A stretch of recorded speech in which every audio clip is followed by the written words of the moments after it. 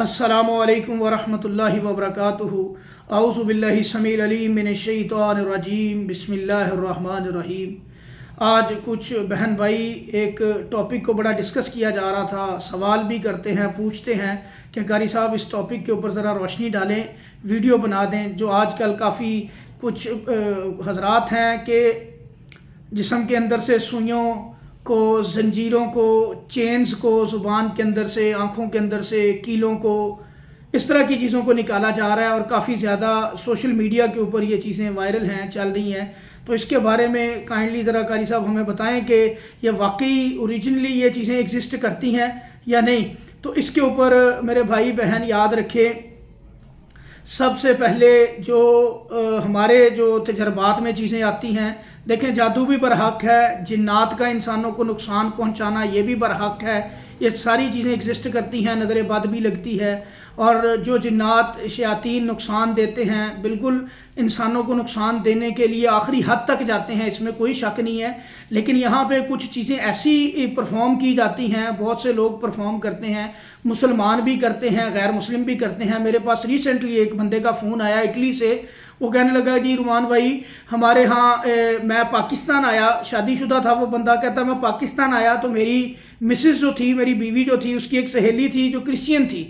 तो उनके कोई वहाँ पे पॉप थे, जो उनके पॉप थे वो वहाँ पे उनका दर्स सुनने जाने लग गई मेरी गैर मौजूदगी में और मेरी इजाज़त के बगैर। जब वो जाने लगी तो वो काफ़ी हद तक, मैं यहाँ से वापस गया तो काफ़ी हद तक वो क्रिश्चियनिटी के अंदर चली गई थी, यानी कि इस्लाम की बातों के साथ नफ़रत करना शुरू कर दी उसने और क्रिश्चियनिटी की बातें करनी शुरू कर दी। तो मैंने जब उसकी ये तब्दीली, चेंज देखी, मुझे बड़ा दुख हुआ। और फिर मुझे पता लगा कि ये उस औरत के साथ वहाँ पे जाती, बल्कि उसने कुछ ऐसी बातें मेरे साथ की कि कहती, मुझे कहने लगी, कहती कि मैं ऐसे बंदे के पास जाती हूँ जो रूहानियत के अंदर बहुत आगे है और वो गैब की खबरें भी जानता है, उसके वो आपके बारे में भी सारा कुछ बताएगा। और ये सारी बातें वो मेरे बारे में, मैं तो उसको, मुझे तो वो जानता ही नहीं था। अभी मैं उसके पास बैठी हूँ, मैंने तो अपना इंट्रोडक्शन भी नहीं करवाया, तो उसने मेरे बारे में हर चीज़ बता दी कि कल मैंने क्या खाया था, परसों मैंने क्या किया था, फलां दिन मैंने क्या किया था। और ऐसे वो बहुत सारे लोग, मुस्लिम लोग भी वहाँ पे आते हैं, उनके बारे में, उनकी माजी की बातें सारी बताते हैं और आने वाले वक्त में क्या होगा ऐसी बातें भी कुछ बताते हैं। तो मेरे भाई बहन याद रखें, यहाँ पे मैं एक छोटा सा वाक़या कोड करूँगा।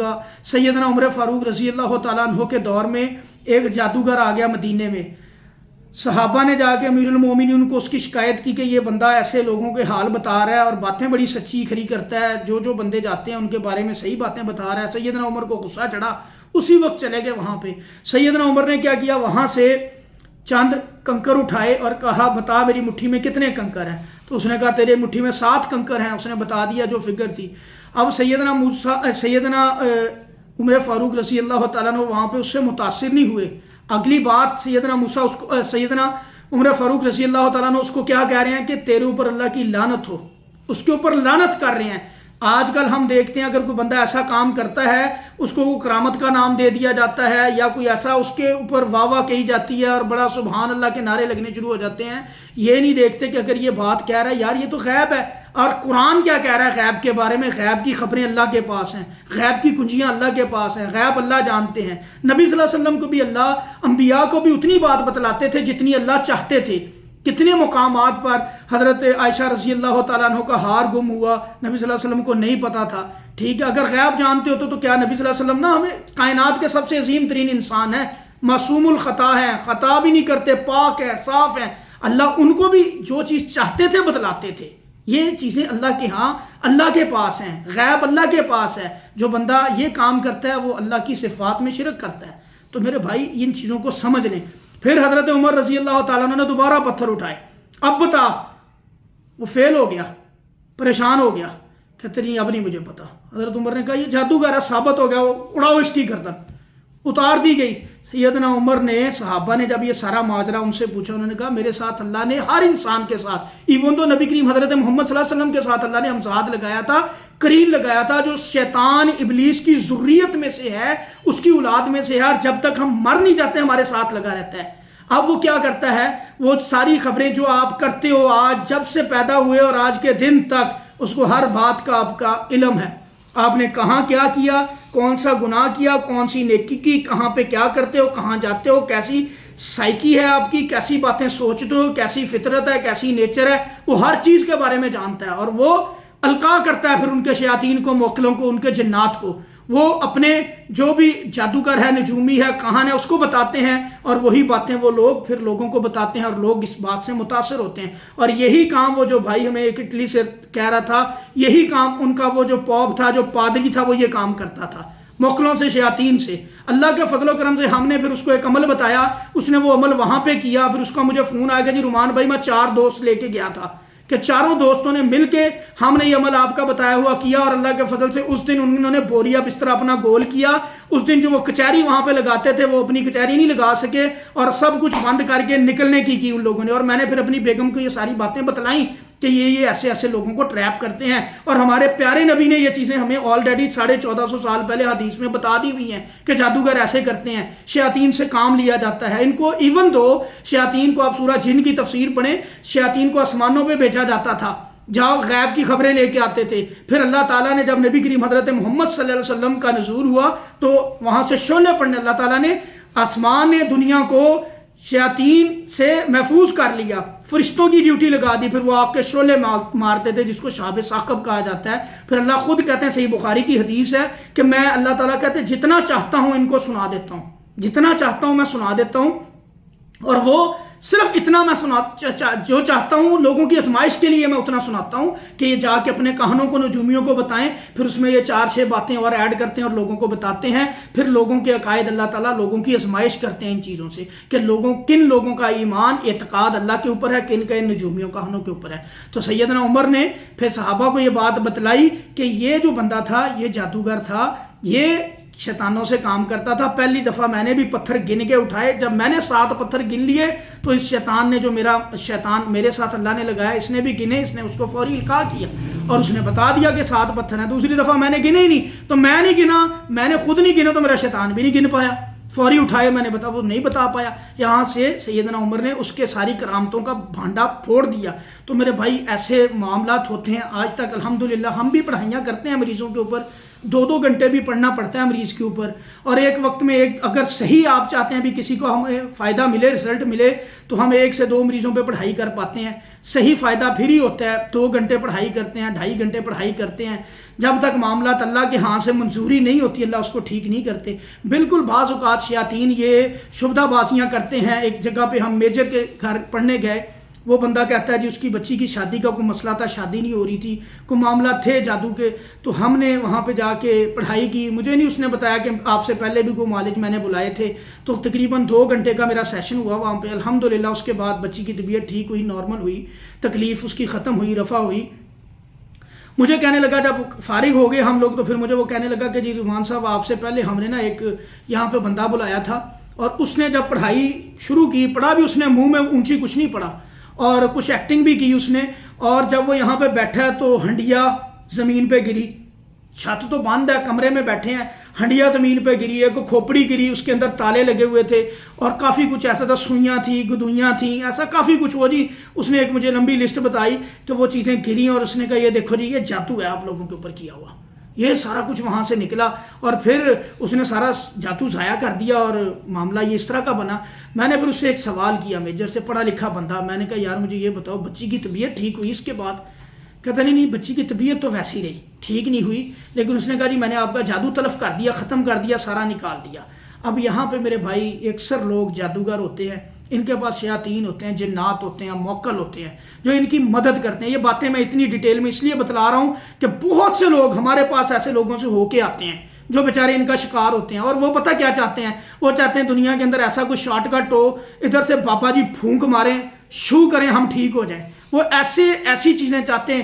عملی طور پہ وہ نہ خود نماز پڑھنا چاہتے ہیں، نہ عملی طور پہ وہ خود سیدھے رستے پہ چلنا چاہتے ہیں، نہ وہ حرام کو چھوڑنا چاہتے ہیں، نہ وہ یہ چاہتے ہیں کہ ہماری کچھ زندگی کے اندر جو طور طریقہ ہے وہ مسنون ہو. بھائی زندگی کے اندر آپ اگر کامیابی چاہتے ہیں، بہتری چاہتے ہیں، ان چیزوں سے چھٹکارا چاہتے ہیں، شیطان سے بچنا چاہتے ہیں، تو سنت کے اوپر آنا پڑے گا۔ عملی طور پہ 5 وقت دن کی نماز مسجد میں جا کے ادا کرنی پڑے گی، پاک صاف رہنا پڑے گا، سچ بولنا پڑے گا، سیدھی بات کھری بات کرنی پڑے گی۔ ان چیزوں کے علاوہ دنیا کے اندر کوئی شارٹ کٹ نہیں ہے، کوئی چیز جنت میں لے جانے کے لیے شارٹ کٹ نہیں ہے۔ اسی طرح آپ لوگوں کو حرام کماتے دیکھ تو جھوٹ بول کے، چوری کر کے، فراڈ کر کے تو حرام کماتے ہیں، لیکن گر بھی بڑی جلدی جاتے ہیں۔ جو بندہ اوپر جاتا ہے صحیح طریقے سے، وہ بڑی محنت کرتا ہے میرے بھائی، اس کو محنت کرنی پڑتی ہے، دن رات کام کرنا پڑتا ہے، پھر اللہ تعالیٰ اس کو ترقیاں دیتے ہیں، محنت کے بعد اجر ملتا ہے۔ تو میرے بھائی جنت بھی اسی طرح ملنی ہے۔ ان چیزوں سے بھی بندہ محنت سے نکلتا ہے جب انسان صحیح طریقے سے کام کرتا ہے۔ اب میرے بھائی یہاں پہ یہ میں نے 2-3 واقعے آپ کے سامنے کوڈ کیے۔ ایک جگہ پہ ہم پڑھائی کرنے کے وہاں پہ ہم کافی دیر اس عورت کو ایک مکھی تنگ کرتی تھی، شاید وہ بہن ہمارا یہ سن رہی ہو، ویڈیو سے دیکھ بھی رہی ہو، تو ہم نے اس کا الحمدللہ علاج بھی کیا، کافی سخت جادو کیا گیا تھا۔ تو وہاں پہ ہم نے ایک چیز دیکھی تھی کہ تقریباً 2 گھنٹے کی پڑھائی کے بعد اس کے کان سے ایک مکھی نکلی تھی، جو مکھی بار بار اس کو تنگ کرتی تھی اور اس کو دماغ میں محسوس ہوتی تھی کہ اس کے دماغ میں مکھی ہے۔ بقائے اس کے علاوہ ہم نے کوئی ایسا کیس نہیں دیکھا کہ زبان سے کوئی کیل نکل رہے ہیں، ایسے کوئی آنکھ سے چین نکل رہی ہے۔ تو یہ ساری شبدہ بازیاں ہوتی ہیں، یا ان کے یہ پلانٹڈ بندے ہوتے ہیں، اپنے پلانٹڈ بندے ہوتے ہیں جو یہ سارا کچھ کر رہے ہوتے ہیں۔ یہ ایسا نہ ایکسپیرینس میں کبھی کوئی چیز آئی ہے۔ ہاں باہر سے نقصان دیتے ہیں، خارجی طور پہ معاملات کرتے ہیں، لیکن اندرونی طور پہ ایسے معاملات نہیں ہوتے۔